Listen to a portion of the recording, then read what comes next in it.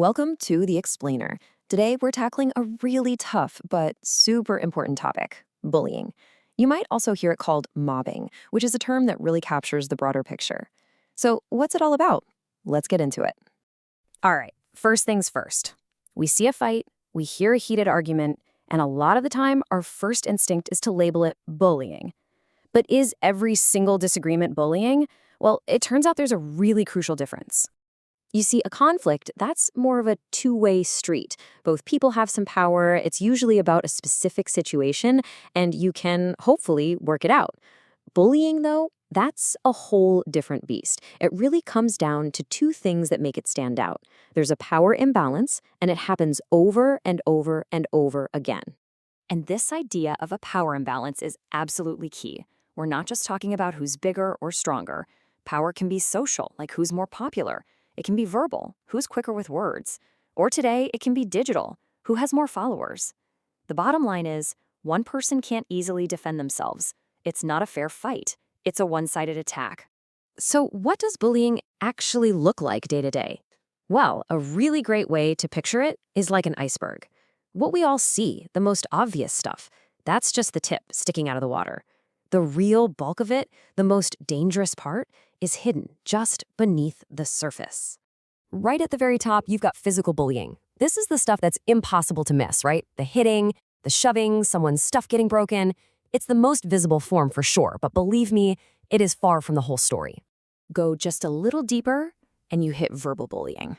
This is where words themselves become weapons. We're talking about constant insults, making fun of someone, threatening them. And it's so often brushed off as just, harsh words. But that relentless drip, drip, drip of negativity can do some serious damage to a person's sense of self. And then we go even deeper to something that's much harder to spot, social bullying. This is a direct attack on our basic human need to belong.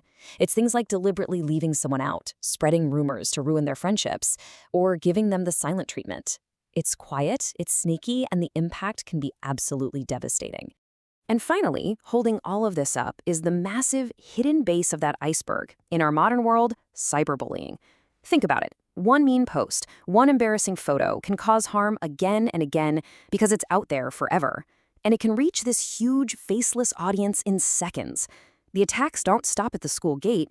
They follow you home, right into your pocket. Now, looking at all these forms, you might be thinking, okay, I get it. It's awful. But this leads us to probably the single biggest misunderstanding about bullying, that it's a simple problem between two people, a bully and a victim. The reality? It's way more complicated than that.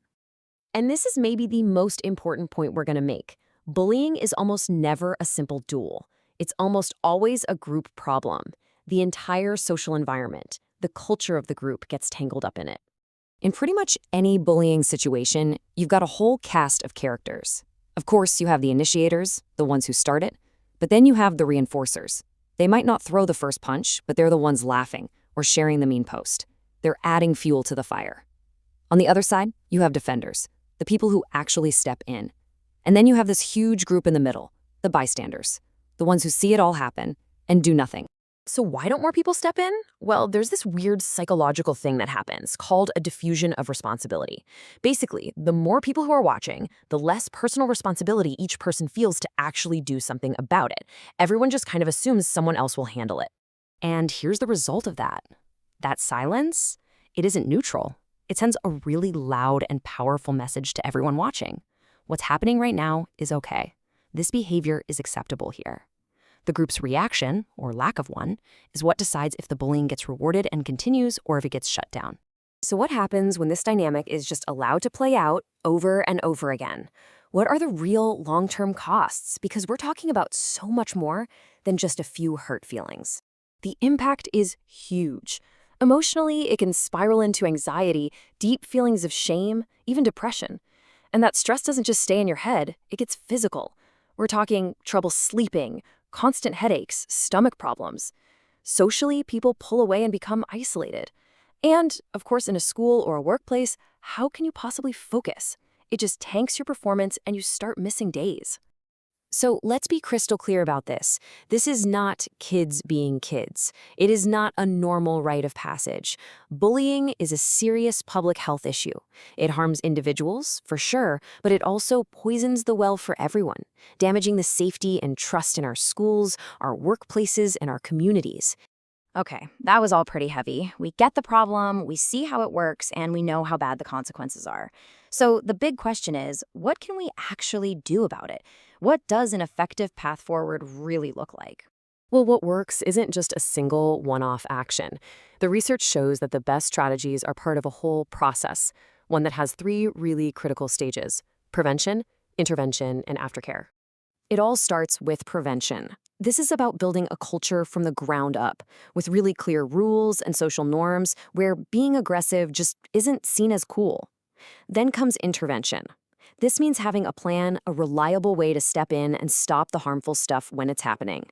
And finally, and this is the piece that's so often forgotten, there's aftercare. This is about restoring that sense of safety and trust for everyone involved, not just the target, but also working with the aggressor to make sure it doesn't happen again. So I think the biggest takeaway from all of this is that to really get a handle on bullying, we have to stop just pointing a finger at one person and calling them the bully. We have to see the whole system, the different roles we all play, sometimes just by being silent.